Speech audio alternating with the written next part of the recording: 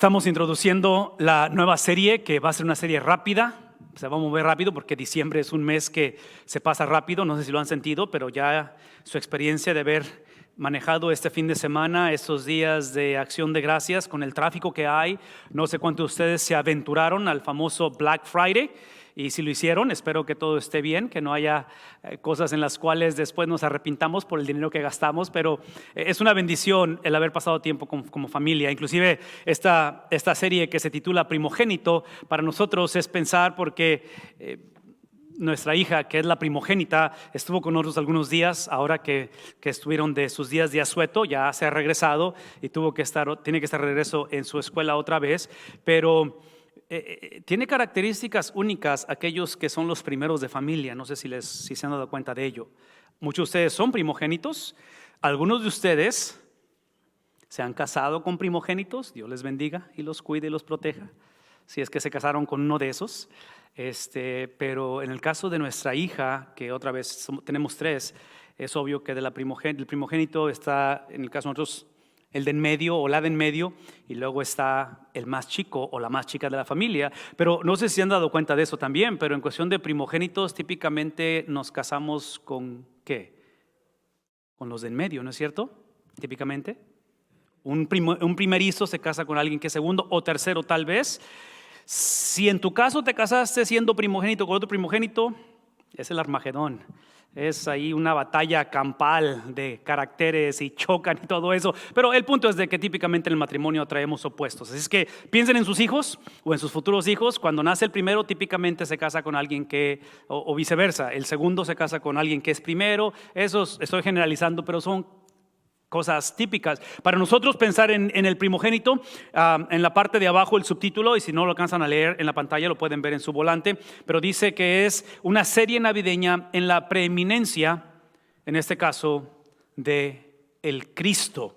Y pusimos aquí Cristo en lugar de Jesús porque sabemos que Jesús es su nombre personal, pero la palabra Cristo no es su apellido. La palabra Cristo es el concepto de Mesías, de prometido, del ungido de nuestro Dios. Así es que es hacia allá nos dirigimos por los próximos 5 domingos, incluyendo nuestro culto de celebración en la Nochebuena, que es el día 24, obviamente, que en este caso va a ser un martes, y vamos a hablar de eso al final del culto también. Ahora, si acaso están visitando, acaso están regresando después de haber estado fuera por algunos días, déjenme además darle un resumen de lo que ha pasado en los últimos 6 meses, porque estoy convencido que no es accidente que la manera en que navegamos 6 meses de predicación, de estudio de la palabra de Dios, está conectado en la palabra preeminencia, es supremacía, es superioridad, es lo que significa. Entonces, esta cuestión de ser el primogénito en Cristo es supremacía, no en el caso de nosotros, ¿ok? Eso es otra, y ahorita vamos a hablar acerca de eso. Pero lo que hicimos básicamente por los últimos 6 meses, hablamos acerca de lo que es la serie de lo que es el verano,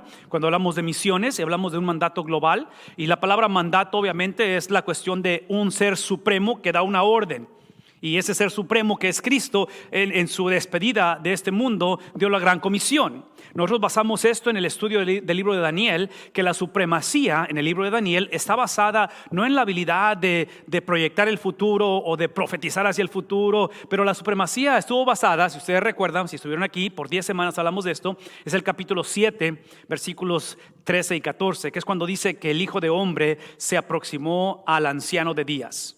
Entonces la supremacía de Cristo no es tanto de que Él simplemente restaura, en este caso en el contexto de Daniel, donde hay exilio, donde hay desolación, donde hay calamidad, porque es un libro difícil de leer por todo lo que está pasando, pero en medio del contexto de otra vez de fragmentación y de disfuncionalidad, Cristo se presenta como ser supremo, donde Él es la respuesta a la necesidad del hombre. ¿Por qué? Porque Él tiene la habilidad de acercarse al Dios que no puede ser burlado, al Dios que es santo, al Dios que inevitablemente va a ser reverenciado y que toda rodilla va a doblarse delante de Él. Esa fue la supremacía de Cristo a través del libro de Daniel. La segunda serie o la siguiente serie que hicimos en septiembre aproximadamente, le titulamos La sabiduría en el hogar. Y específicamente fue el estudiar pasajes específicos del libro de Proverbios, donde la centralidad de la serie fue el pasaje que es conocido, que decimos que el principio de la sabiduría es la reverencia, es la supremacía ¿de quién? Sí, no de nosotros, porque otra vez, es obvio que queremos un hogar donde haya una estructura bíblica y una estructura en la cual inclusive me siento con la libertad de usar la palabra jerarquía, porque yo sé que la palabra jerarquía nos incomoda porque pensamos en reinos, pensamos en supremacía unos de otros, pero la realidad es que la sabiduría es entender que en cuestión de esencia todos somos iguales, en cuestión de función no lo somos. Hay diferencias en función, cómo funcionamos, desde un padre a una madre, a hijos y cosas por el estilo. Entonces, nos dimos cuenta que la supremacía de Cristo en esto es que la sabiduría para la audiencia de Proverbios, para el escritor de Proverbios, no era simplemente la ausencia de, ¿qué es lo opuesto a sabiduría? ¿Necedad? ¿Tontería? En inglés es la palabra foolishness, pero sabiduría es una persona y esa persona es Cristo.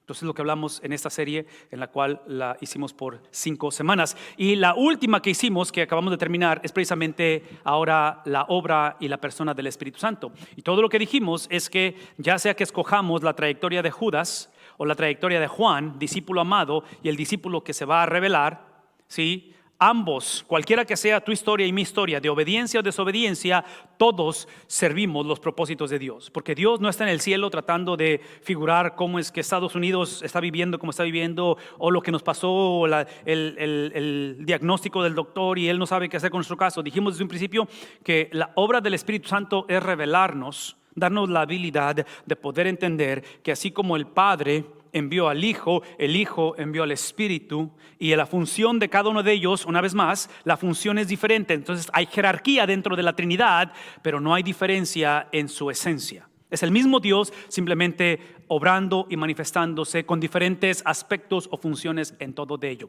Todo esto que estoy mencionando, las 3 series que ya cumplimos en los últimos 6 meses, es básicamente llevarnos ahora a lo que es el concluir o el llevar esta experiencia como la centralidad de todo el mensaje, que es la supremacía de Cristo. Que pensar en el primogénito, eso implica varias cosas. Y otra vez, acabo de leer un poquito de la narrativa de Lucas capítulo 1, versículos 1 al 7, pero quiero enfocarme en el versículo 7. Es la historia de la Navidad. Y es interesante que el autor de este libro, que su nombre es Lucas, es una persona que no es judía, es un gentil. Y esto es revolucionario. Nosotros no hacemos justicia a la Biblia, pero es extremadamente sorprendente que un no judío reciba la inspiración del Espíritu Santo para narrar y de un mensaje eterno. Porque típicamente el judío siempre pensó en ser élite, en ser los únicos destinatarios o receptores de la unción o de la revelación divina de Dios. Y encontramos a alguien que no es judío, a un gentil. Y aparentemente la audiencia de Lucas, que le encontramos al principio del libro y al principio de Hechos, que se le acredita también a él, es al excelentísimo, ¿a quién le está escribiendo Lucas? El excelentísimo Teófilo.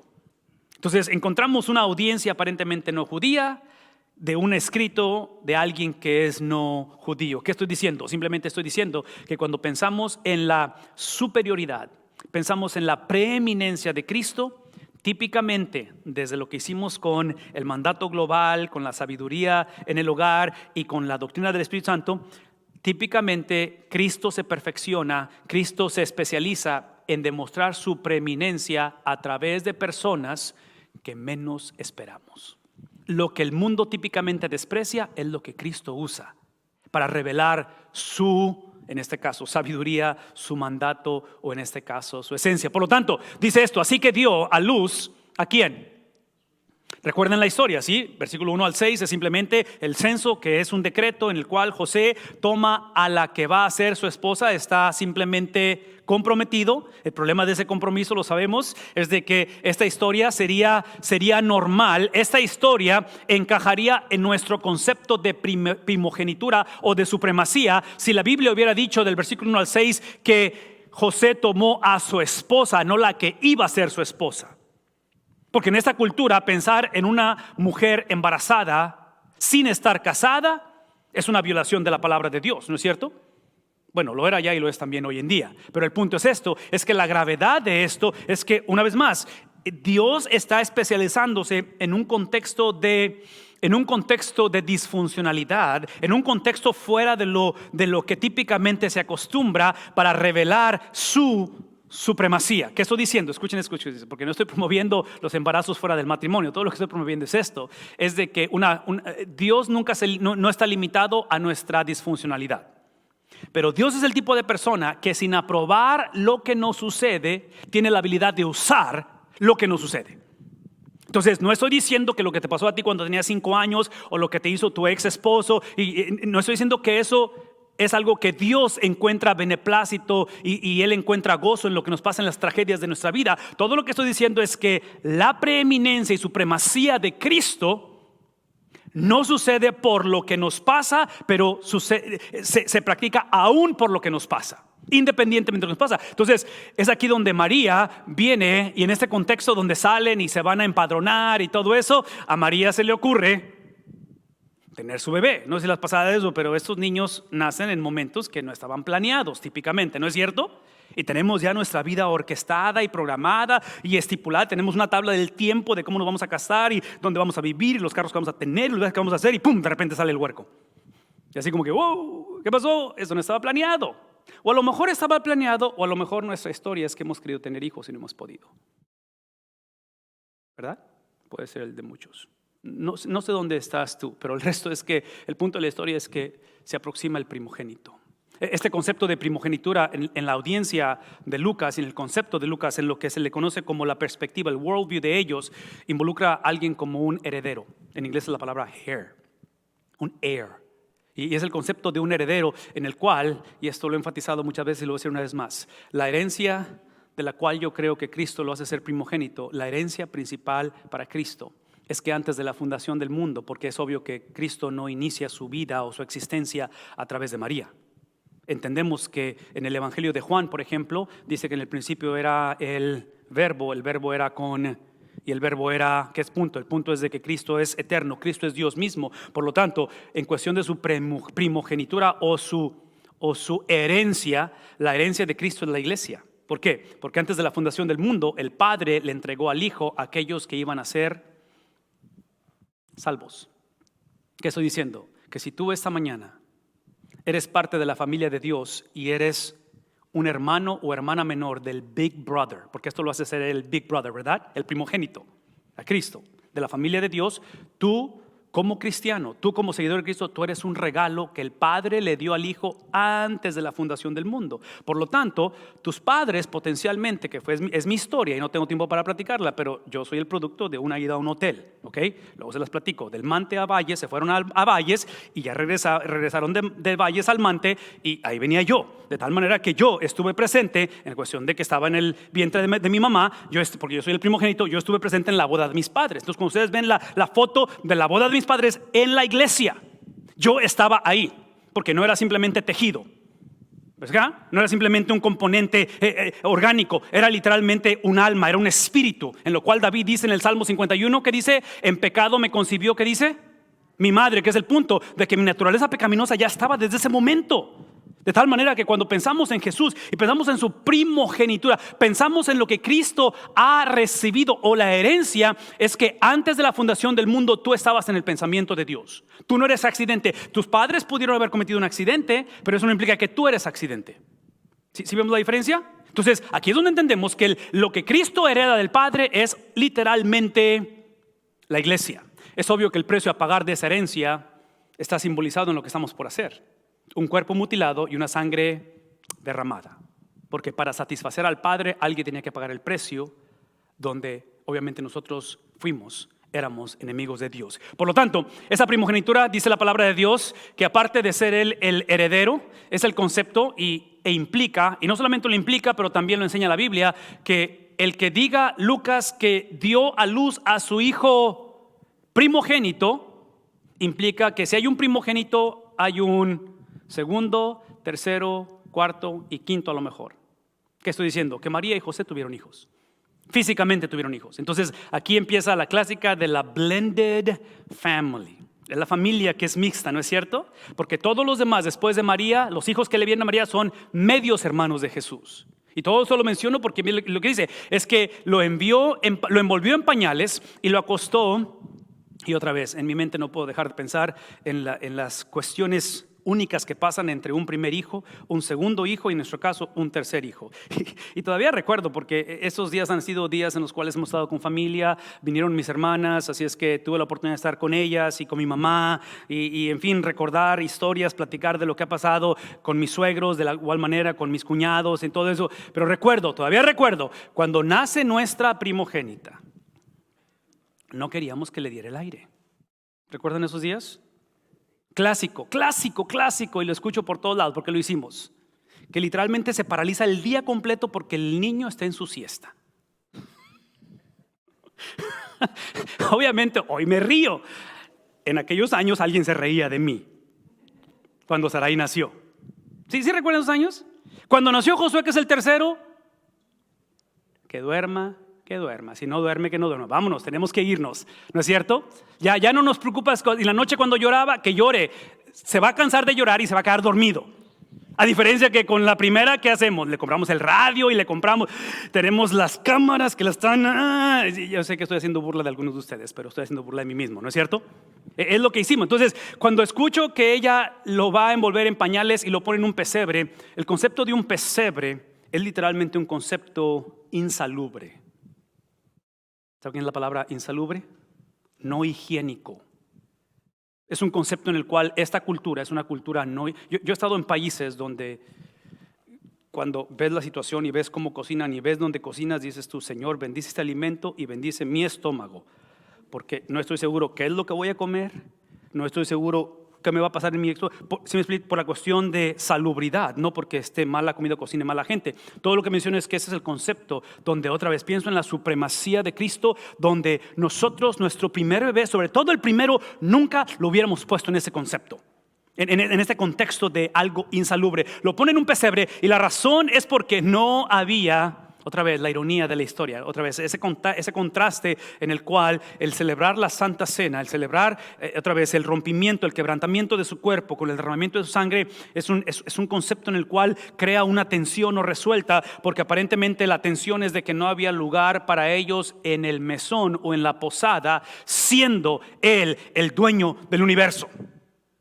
¿Cómo contrarrestamos esto? Todo lo que quiero que se lleven esta mañana, y esto va a ser la centralidad de toda la serie, es lo que vamos a hablar por el resto del mes de diciembre, es entender que algunas décadas después, porque estamos hablando del nacimiento de Cristo, en 33 años Cristo va a morir, va a resucitar, va a ascender al cielo, y unas cuantas décadas adelante, empieza la iglesia de Cristo, la cual nace precisamente en el aposento alto. La iglesia nace, yo estoy convencido que nace en el aposento alto, en la celebración de la Pascua, en la cena del Señor, esa noche que Cristo va a ser traicionado. La iglesia se le olvida exactamente la historia de Navidad. En otras palabras, esto no puede ser leído simplemente ese martes en la noche, que es el 24 para nosotros, o el miércoles en la mañana, que es el 25, y simplemente leer la historia, predicarla, cantarla. Esto es algo que literalmente Cristo lo viene a vivir. Por favor, escuchen esto, porque es algo que tiene que convertirse normativo en nosotros. De que todo aquel que quiera ser primogénito o supremo va a tener que ser él, ¿qué dice? El postrero. Todo aquel que quiera ganar su vida va a tener que perderla. Y en ese contexto la iglesia se le olvida todo ello, que en este caso la iglesia de los Corintios, quiero mostrarles cómo los Corintios están en un problema serio. Están en un problema serio porque observen lo que dice la Biblia. Y otra vez, ese es el capítulo 11 de Corintios. Quiero llevarlos rápidamente a estos versículos porque quiero que vean el concepto que tienen ellos. Hay una tensión social en la iglesia de los Corintios, donde la tensión social, que es nuestra situación hoy en día, ¿no es cierto?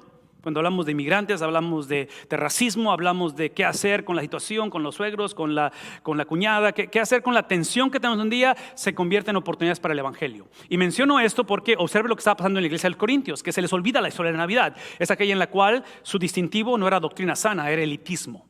¿Qué es el elitismo? Es simplemente de que como yo tengo más años en la iglesia, yo sé más Biblia que tú, por lo tanto, yo soy el varsity y tú eres JV. Entonces, cuando necesitas realmente orar, buena oración, pues háblame. Porque yo sí sé orar. Yo tengo el sentry para ir a Dios. Ese tipo de mentalidad. Es lo que estaba pasando en la iglesia de los Corintios. No funciona así. La libertad la habían convertido en ¿qué cosa? Indulgence, self-gratification. Es la clásica. Si me caso es porque tú tienes algo que me beneficie a mí. El momento en que ya no me beneficies, busco a alguien que me beneficie, ¿verdad? No funciona así. Y la última es que ellos se creían ser... Porque otra vez, porque era tanto el conocimiento, los movimientos griegos, la filosofía griega, los grandes filósofos se infiltraron y empezaron a darse cuenta o a predicar, y lo que dije hace un momento, de que la sabiduría para nosotros no es la abundancia de conocimiento o el descifrar las cosas, pero la sabiduría para nosotros es una persona. Su nombre es Cristo. Él es el sabio. Él es el sabio. Cristo es. Por lo tanto, observen lo que sucede. Al darle las siguientes instrucciones, Pablo, hablando a la iglesia, dice: no puedo, ¿qué cosa? Porque se les ha olvidado la Navidad, no los puedo elogiar, ya que sus reuniones traen más. En palabras, qué bueno que se reúnen. El problema es que la reunión, qué bueno que estás casado, pero hace años que el matrimonio, el propósito del matrimonio se perdió. Ahora nada más están casados por beneficio propio, donde ahora aparentemente hay más. Continúan dañándose en nombre de cumplir ciertas prácticas sociales o religiosas. Nada malo con lo que practicas socialmente o religiosamente. El problema es que lo haces para beneficiarte a ti mismo. Por lo tanto, quiero que piensen en esto. Lo que hace una iglesia ser una iglesia y lo que hace una iglesia no ser una iglesia o dejar de ser iglesia es cuando el evangelio es corrupto, se corrompe o se distorsiona. Pasé 7 semanas en la serie anterior hablando de que yo no soy responsable de que la gente diga así al evangelio. De lo que soy responsable, porque esa es la obra del Espíritu Santo, yo soy responsable de que si la gente recibe o rechaza el evangelio, reciban o rechacen el evangelio en lugar de una caricatura del evangelio. Eso es de lo que soy responsable yo, y voy a ser llamado a cuentas un día. ¿Me explico? De cómo administré el evangelio. La iglesia en los Corintios habían distorsionado el evangelio. La otra cosa que hace una iglesia, la iglesia, son sus ordenanzas. Para nosotros son la cena del Señor y la pila bautismal, y lo último es la disciplina en la iglesia. Entonces esta iglesia necesitaba disciplina. Una vez más, disciplina, esto es el sinónimo de restauración. Es la manera en que disciplinamos a los hijos, ¿no es cierto? Cuando el hijo se desvía, lo disciplinamos ¿para qué? Para traerlo nuevamente a la comunión. Es el mismo concepto. Por lo tanto, dice: en primer lugar, oigo decir que cuando se reúnen como iglesia, ¿qué es lo que pasa entre ustedes? Han cometido el error de pensar que en cuestión de sus relaciones o de la iglesia o del mundo, la meta es uniformidad. La meta nunca fue uniformidad, la meta es unidad. ¿Cómo lo sé? Estamos leyendo de un escritor llamado, el libro anterior en Lucas, un no judío.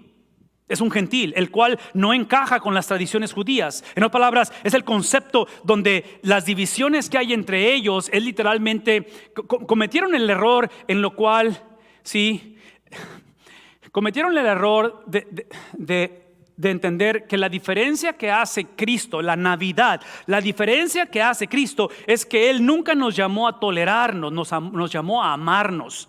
Y el amor que necesitamos tener unos con otros, entre esposo con esposa, entre nieto con abuelo, entre trabajador con patrón, en todos, la diferencia que hace Cristo es que no es que las diferencias las negociemos o que tú te hagas como yo, pienses como yo, entiendas mi contexto. Es que celebremos lo que hace a una mujer, lo que hace un hombre a un hombre, lo que hace un joven o una señorita. ¿Qué estoy diciendo? De que en un momento dado, cuando el patrón, cuando la base es Cristo, escuchen esto, Cristo lo que hace es que nos da la habilidad de poder expresar lo que somos. Y cuando hablo lo que somos, es que no estoy hablando de cómo fuimos diseñados, de que soy primogénito, soy el del medio, soy el tercero, o de que ahora que soy divorciado, ahora que me quiero casar y no me puedo casar. Estoy hablando de que lo que somos es lo que Cristo dice que somos. Es que literalmente son sus 33 años dados a mí. Por lo tanto, tengo la oportunidad de celebrar, donde dice: sin duda tiene que haber grupos sectarios entre ustedes. Y estas sectas son aquellas en las que demuestran quiénes cuentan con la aprobación de Dios y quién no cuenta con esa aprobación. Esa aprobación, obviamente, por una vez más, es de que somos llamados a aceptarnos, no somos llamados a celebrarnos unos a otros. Por lo tanto, en el caso de Cristo, es el tipo de persona. Cristo es el tipo de persona que Él aceptó a todos sin aprobar lo que la gente hacía. Una vez más, Cristo aceptaba a la gente sin aprobar lo que la gente hacía. Es un riesgo muy grande, porque casi suena como que es una sola experiencia, pero pienso en la relación con mis hijos. En mi relación con mis hijos, por mucho que yo desapruebe lo que hacen, eso no implica que dejan de ser mis ¿qué? Mis hijos. Pero ¿cómo balancear eso? Yo pienso que esa es la obra de Dios, eso es lo que Dios hace en nuestras vidas, porque muchas de las veces aceptar a mi hijo, él piensa que estoy aprobando lo que hizo. En muchas veces no aprobar lo que hace Él lo traduce como que si lo estoy rechazando, lo cual no es el caso. ¿Cómo hacer esto? Obviamente Pablo dice, de hecho, cuando se reúnen, ya no es para comer la cena del Señor.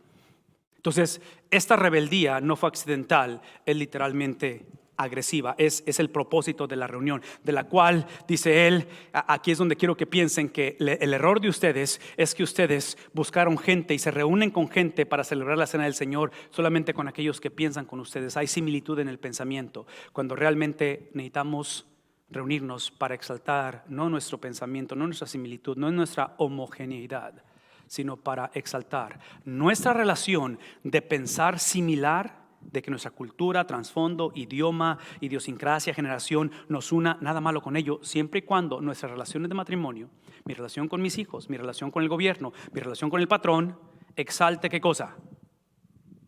La mente de Cristo. ¿Qué estoy diciendo? Véame tantito. De que aquí el punto no es simplemente llevarnos bien, aquí el punto no es dejar de pelearnos, aquí el punto no es simplemente aguantarnos mientras los hijos están creciendo y que no nos vean divorciados o que no nos vean peleando. Aquí el punto es que en medio de nuestra fragmentación, en medio de nuestras diferencias, en medio de las cosas que están sucediendo, ¿sí? Nos caracteriza ¿qué cosa? No nuestra mente, no nuestra tradición, no nuestras costumbres, no mis preferencias, sino las preferencias o el pensar de ¿quién? De aquel que es supremo. Por lo tanto, Pablo dice, yo encuentro la solución de esta manera, de que yo he recibido, ¿de quién? Esta palabra es la que le correspondía a los césares, a los que se creían supremos. Pero Pablo dice, esta es la palabra que le pertenece solamente a Cristo. Él es el Señor. Yo lo recibí de Él en el camino a Damasco. Y lo mismo que les transmití a ustedes es que literalmente el Señor Jesús, la noche que Él fue traicionado, esa noche Él va a tomar ¿qué cosa?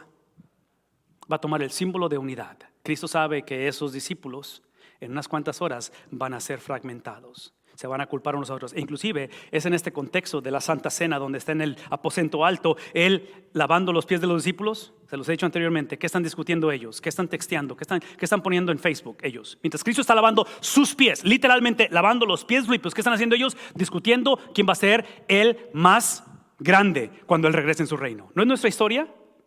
¿No es nuestro testimonio? De que venimos a Cristo para que Él nos exalte. Venimos a Cristo para que no me pase nada, para que no me enferme, para que no haya escasez, para que no haya traición. Escuchen lo que estoy diciendo. Sí, la experiencia de Cristo en la cual la noche que Él va a ser entregado, Él toma el simbolismo de unidad, no de uniformidad, y toma el pan, y ese pan lo va a ilustrar de tal manera que Él va a dar gracias por la unidad, la cual va a ser el producto de sufrimiento. En momentos de caos, en momentos en los cuales su líder va a ser crucificado, en momentos en los cuales tiene que cumplirse la palabra de Dios, es lo que eventualmente Cristo está anticipando, la fidelidad del Padre sobre Él, porque en medio de una cultura rebelde, en medio de una generación en la cual todos sin excepción, empezando con Judas, lo van a traicionar, lo van a dejar en un momento dado morir solo, es ahí donde Él tiene que aprender, Cristo tiene que aprender a confiar, no en sus discípulos. ¿En quién va a confiar? No en la iglesia. ¿En quién va a confiar? No en tu conocimiento y en mi deseo y en mi habilidad de simplemente servir a Dios. Él va a confiar en aquel que le entregó antes de la fundación del mundo, le entregó los que iban a ser, dígalo, salvos.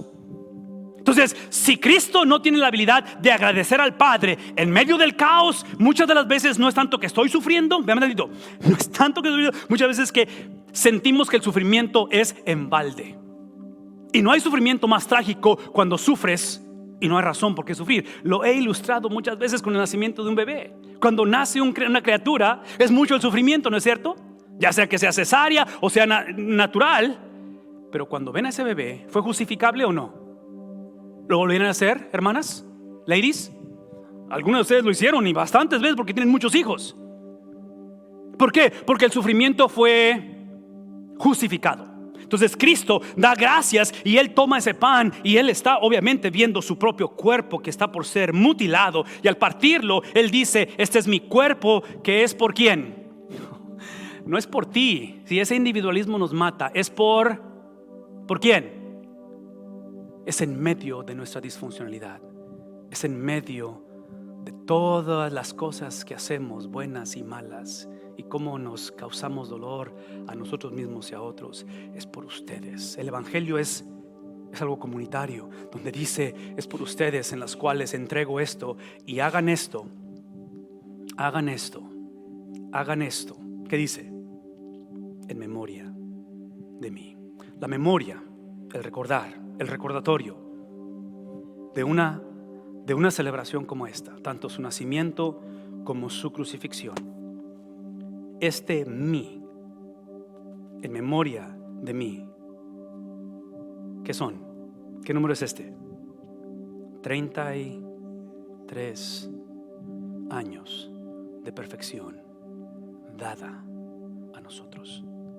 33 años que no fueron accidentales. 33 años que estuvieron con un propósito en el cual, para todo aquel que celebra este memorial y trae la experiencia de tomar ese pan y tomar o beber de esa copa, es obviamente importante porque eso representa el perdón de nuestros pecados. Es importante porque es ahí donde el partimiento, el derramamiento de la sangre, el partimiento de su cuerpo nos da la oportunidad de ser perdonados. Pero no es suficiente el ser perdonados. Gente inocente no va al cielo a menos que el mí, sus 33 años de perfección, de caminar en obediencia, de reaccionar al mundo en el cual está gobernado temporalmente por Satanás, esos 33 años han sido puestos en mí. Entonces esta experiencia de la celebración de la Santa Cena, esa experiencia de hablar del partimiento de su cuerpo, del derramamiento de su sangre, es simplemente el principio hacia el tener la habilidad de recordar, de traer a memoria cuando las cosas no funcionan, cuando el doctor me da un diagnóstico que no puedo entender, cuando literalmente no puedo continuar, o simplemente, escuchen esto, simplemente he llegado al punto en el cual se ha convertido monótono el asunto. Cuando el cristianismo es simplemente un culto más, un canto más, un sermón más, una oración más, un diezmo más, y simplemente empezamos otra vez la rutina. Cuando se ha perdido y el matrimonio es algo que está simplemente en decadencia, y empezamos a perder ese sentir de por qué vivir, por qué seguir adelante, es ahí donde Él dice: tienen que recordar lo que estoy entregando a ustedes. Es obvio que ellos no alcanzan a entender esto, porque eso sucede el capítulo 2 de Hechos, cuando el Pentecostés les da esa habilidad de poder entender que el perdón de pecados es el principio, no es la meta. Es el recibir la justicia clara de nuestro Dios.